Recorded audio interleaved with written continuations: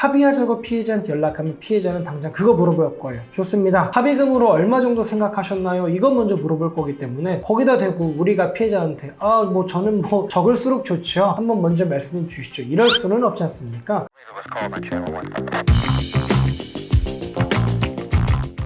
네, 오늘은 교통사고 가해자, 실형이 걱정된다면 이대로만 따라하세요 라는 제목으로 말씀드려보도록 하겠습니다. 지난 영상을 통해 교통사고 가해자에게 실형이 선고되는 경우가 어떤 것인지 4가지 말씀드렸었는데요. 그러면 오늘은 실형을 선고받지 않기 위해서 피해자와 합의를 해야 되는데 어떤 순서대로 합의를 해야 되는지 한번 말씀을 드려보도록 하겠습니다. 첫 번째 단계입니다. 가해자가 제일 먼저 해야 되는 거는요, 피해자한테 전화하는 거 아니겠죠? 바로 첫 번째 단계는 보험을 확인하는 겁니다. 피해자에게 전화해가지고 합의하고 싶습니다. 이거 먼저 하시는 게 아니고요. 내가 가입한 보험 확인하셔야 되는데 보험이 크게 2가지겠죠. 자동차 보험이 하나 있겠고 운전자 보험이 있을 겁니다. 자동차 보험의 경우에는 나오는 한도 같은 게 어떻게 되어 있는지 확인하셔야 될 것 같고요. 운전자 보험이 특히나 확인할 게 많으세요. 운전자 보험의 경우에는 나한테 변호사 비용이 나온다고 한다면 수사 단계부터 나오는지 재판 단계부터 나오는지, 변호사 비용이 나온다고 한다면 얼마가 나오는지 확인하셔야 될 거고요. 피해자에게 어떤 형사 합의금이 나온다라고 한다면 형사 합의금이 얼마가 나오는지 이런 것까지 쭉 확인하셔야 될 거고, 그리고 한 가지 더 확인하셔야 될 게 마지막에 벌금까지도 나온다라고 한다면 보험금을 통해서는 벌금이 어느 정도까지 나오는지 여기까지에 대해서 한번 확인해 보셔야 될 것 같습니다. 만약에 자동차 보험이랑 운전자 보험 2개 다 가입이 되어 있고 정상적으로 보험금을 지급받을 수 있는 상황이다 라고 한다면 가장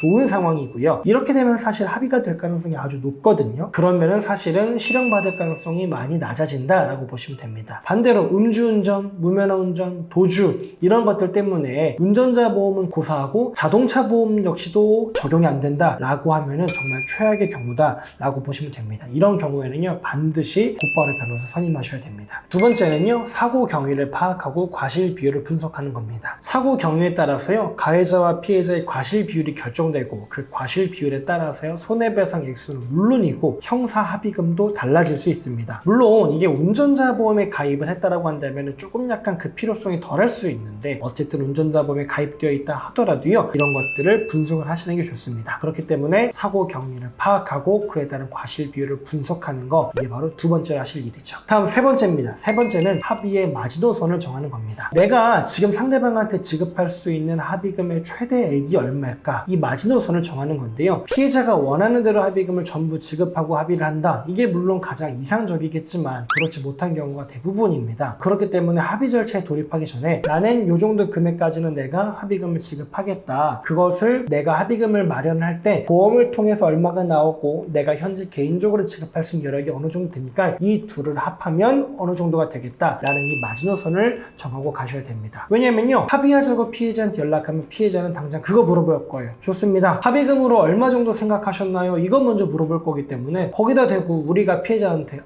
저는 적을수록 좋죠. 한번 먼저 말씀해 주시죠. 이럴 수는 없지 않습니까? 그렇기 때문에 우리가 먼저 합의금의 기준을 제한을 해야 되기 때문에 내가 최대로 지급할 수 있는 합의의 마지노선이 어느 정도인지를 정하고 가셔야 됩니다. 네 번째입니다. 합의 대리인을 정하셔야 됩니다. 교통사고에 있어서 피해자 혹은 유족과 직접 합의하는 거는요, 사실상 어렵습니다. 왜냐면요, 교통사고에 있어서 반드시 합의를 해야 되는 상황이다. 이거는 뭐냐면은 피해자가 사망을 했거나 아니면 이미 중환상해를 입어서 영구적인 장애를 입은 경우가 대부분이거든요. 그러면요, 유족이나 피해자 입장에서는 나를 이런 상황에 빠뜨린 가해자와 전화통화하기 당연히 싫겠죠. 그 사람과 합의하면 없던 화도 생기고 이 정도에 합의할 수 있는데 합의금 더 부르게 됐고 이러면서 합의가 결렬되는 경우가 대부분입니다. 그렇기 때문에요, 변호사가 됐든 변호사 선임을 여기를 드리지 않는다라고 한다면요, 가족 중에 한 명이라도 됐든 반드시 합의 대리인을 선임해가지고 합의를 진행하시는 게 좋습니다. 마지막 5번째입니다. 합의한 이후에 합의서와 처벌 불원서를 제출하셔야 됩니다. 합의를 여러 과정을 거쳐서 종결을 했습니다. 그걸로 끝 이게 아니라 당연히 합의서와 처벌 불원서를 제출하셔야 되는데요. 많은 분들이 합의서만 쓰시는데요, 합의서만 쓰는 게 중요한 게 아니고 처벌 불원서까지 반드시 받으셔야 되고 합의서는 물론이고 처벌 불원서까지 법원에 제출해 주셔야 됩니다.